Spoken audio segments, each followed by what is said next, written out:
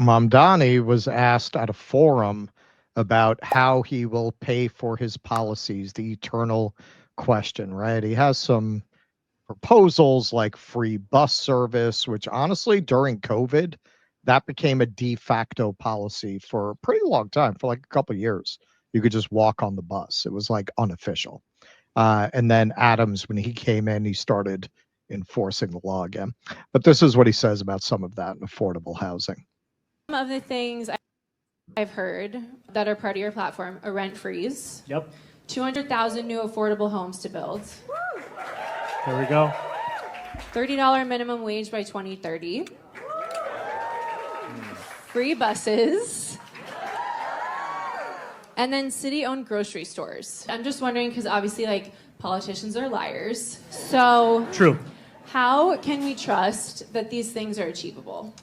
So these are all things that are a question of political will. Because most politicians will try and tell us that anytime you want to stand up for working class people, it's unrealistic.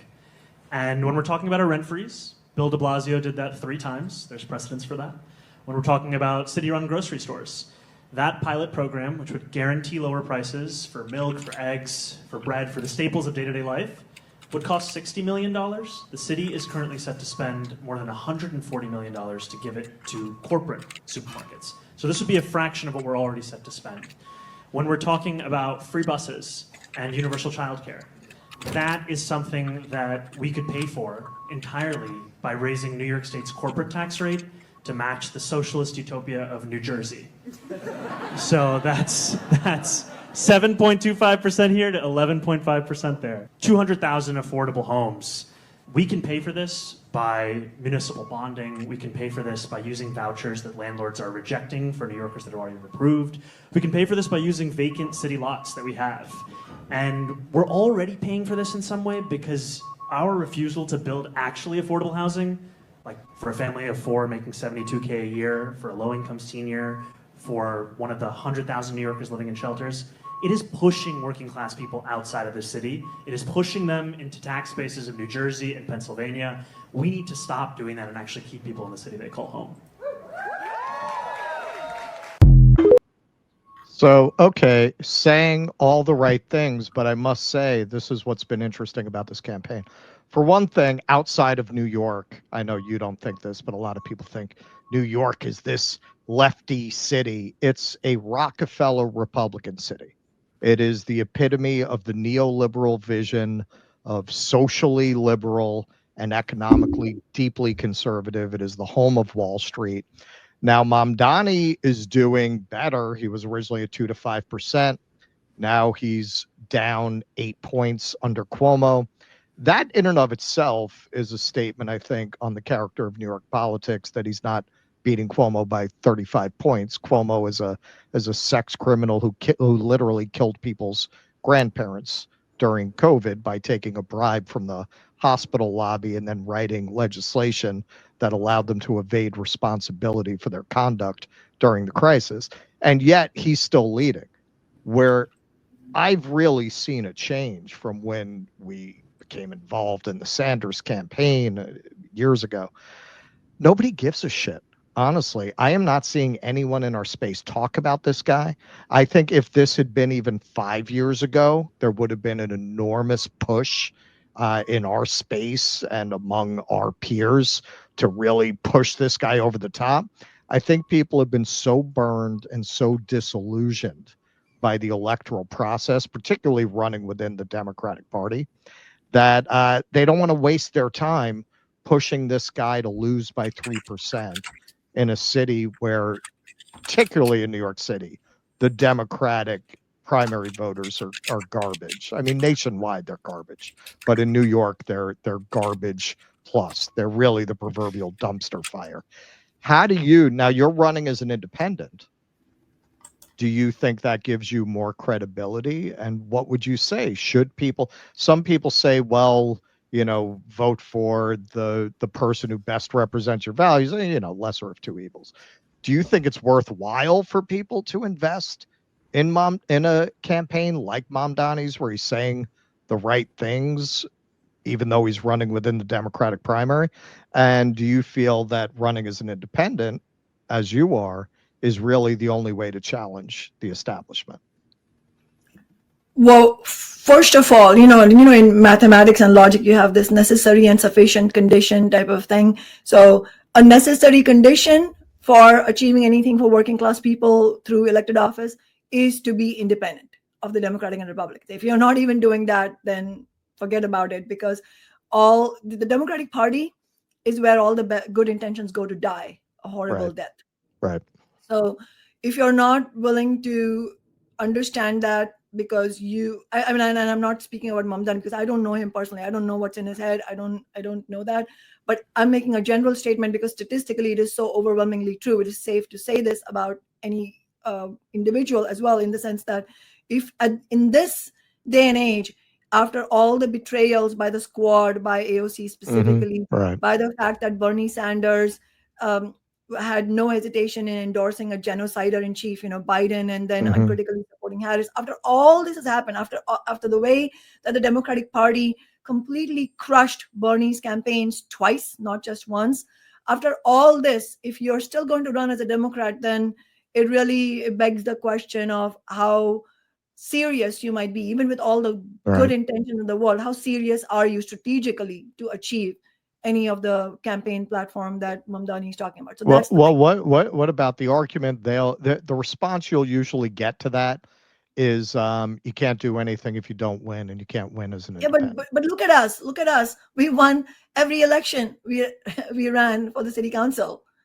And was it easy? No, it was as I said before, every election was harder than the last one. And what we did with our working class campaign is we broke the records of fundraising in this city. Even up to this point, our fundraising is now the record in the city historically. So we did that with an independent socialist working class campaign. And I was talking about necessary and sufficient conditions because I think it is important to understand what it takes. And it directly goes to your question, Russell. Do you need to run independent? Yes. First of all, bottom line is you need to be independent of the Democratic and Republican parties. If you're not willing to do that, then it's sort of a non-starter. But the reason I'm framing it this way is that it's not sufficient just to say you're independent either, because there have been some independents, who've run in city council or state legislature elections, not in U.S. Congress, obviously.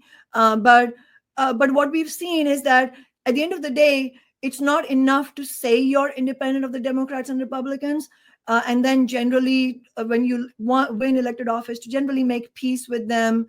Again, be willing to maybe speak for crumbs, but overall not rock the apple cart of US capitalism. That doesn't work at all. What do you have to do? I mean, it's a tall order, which is why it is so rare. And as I said, it's tragic that we are the only example, but it's also, material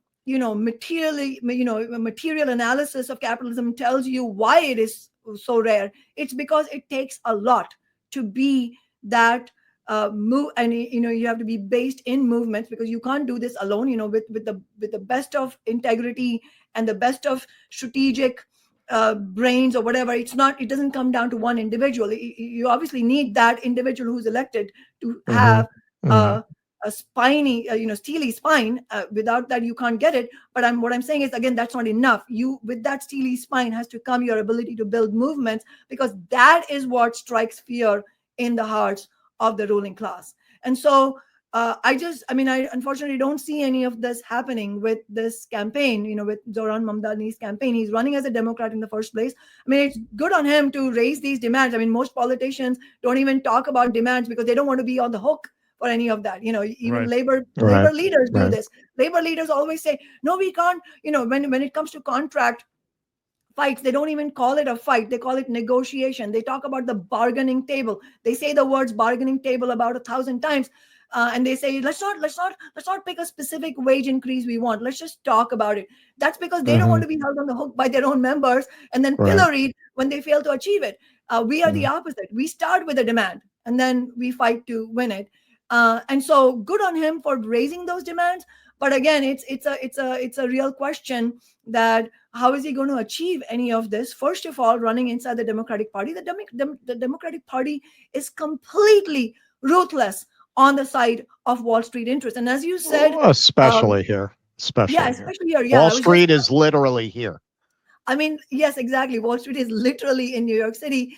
And and to your point, I mean, just to one thing to clarify, I mean, yes, it is a Rockefeller city and all. I totally agree with you, Russell. I just wanted to say that there are more than enough millions of working people who would agree with our politics if we Oh had a yes, oh campaign money. yes. So I just mean that, They're not. Yeah, they're not. We really yeah. saw that. I campaigned in Harlem for Bernie, and Oh, you know yeah. what? It should not have surprised people that Trump made such inroads with the black community if any of them had gone out into the black community and talked to people, because I must say I probably talked to more young black men who were into Trump. In fact, not probably, definitely, than that were interested in Hillary. And in general, this is 2016, most of them didn't even really know about Bernie in the area. So that was no surprise to me that he did as well as he did just from seeing that on the ground. When we went out and campaigned for Jose Vega in the Bronx, yeah, people are much further left from than the Democratic Absolutely Party, they are. I mean, but they're people are. not engaged in the electoral process. Yeah, and why should they be? Why should they be? Nobody's offering anything to them. I mean, look at this Cuomo guy. I mean, aside from being, sexual harassment criminal and all of that, look at the. This is actually an article from the New York Times, surprisingly, from June 1st, just from Sunday. It says the business interest bankrolling Andrew Cuomo's run for mayor. I mean, it is stunning. $250,000 came from, this is the opening line of the article, $250,000 came from the head of Suffolk Construction, a Boston-based builder getting big on a New York City expansion. Another 150,000 from the chairman of Vornado Realty Trust, who is searching for a way to revive a stalled Midtown Manhattan redevelopment. He calls it the promised land. DoorDash, severely exploitative corporation. They have given him a staggering $1 million. I mean, I could go on and on. This is a who's who of big business interests that are Oh yeah, donating to him. sure, sure. It's insane. Well, this is Yeah. a question I would have because to me, when you look at the video of the UAW saying don't rank Cuomo, this is something that I'm not sure if it's a trend nationwide. You tell me the way it looks in Seattle. A few years ago, it would be inconceivable that these unions wouldn't just line up one by one behind an entrenched establishment figure like an Andrew Cuomo when he ran for mayor, just like they lined up in 2016. I believe the teachers union didn't even take a vote. They endorsed Hillary Clinton before they even voted, right? Yeah, So it's that's true. almost inconceivable that you would see these major I unions I rejecting Cuomo in that way. Yeah, just to that, we were talking about this earlier.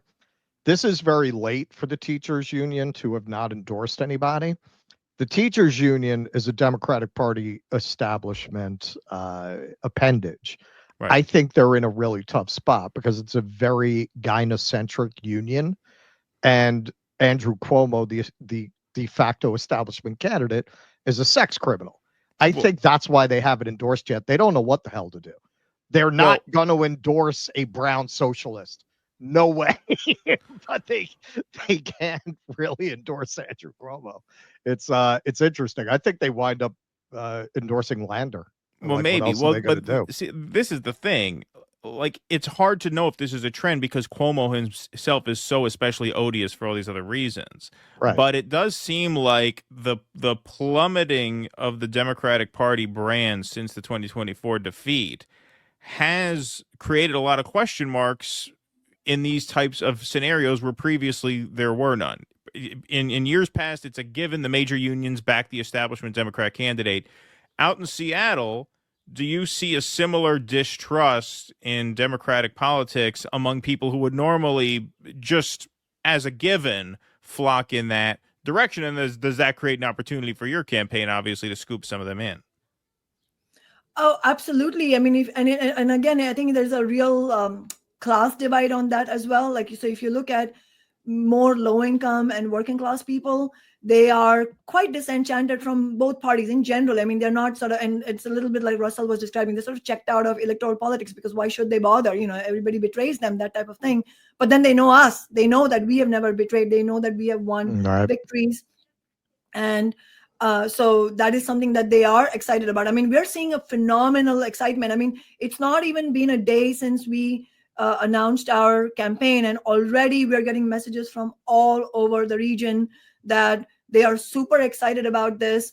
And there are people who are posting messages also who are saying that I don't think there's any campaign I would be excited about, but this is the one thing that I'm going to make an exception for. That type of thing, which reflects their complete disdain, appropriately so, of the two parties. And I think that for us in a blue city and a blue state, I think it's both things. I mean, one, you see a whole lot of people who are completely disenchanted by both parties and want a fight back.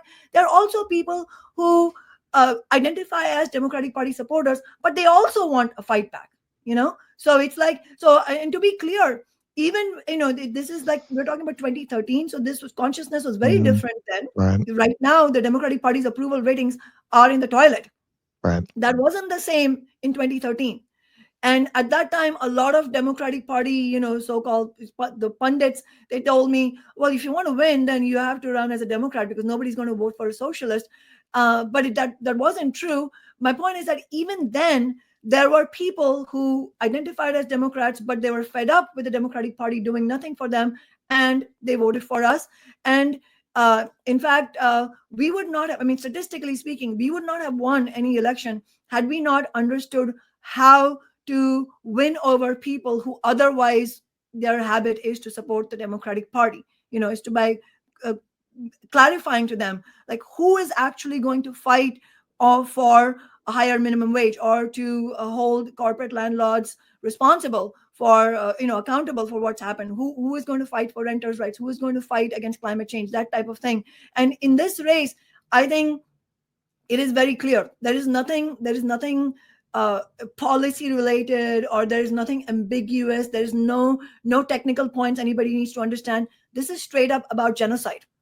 Here is a genocide enabler, one of the chief genocide enablers, and we are somebody who has a track record of fighting against Israeli aggression. It's not only that I've been against a genocide, which of course I am. I have a long track record of opposing Israeli attacks on the Palestinian people and opposing the Israeli occupation. And that whole 12-year period, Adam Smith was egging them on. Adam Smith was promoting Israeli military aggression on the Palestinians. So it's making it very clear which side you're on, and making whether or not you want to vote for the Democrat, making that less of a thing for people who otherwise feel very loyal to the Democratic Party. Although I also agree that statistically speaking, that contingent is smaller and smaller because of the way the Democrats are selling people out.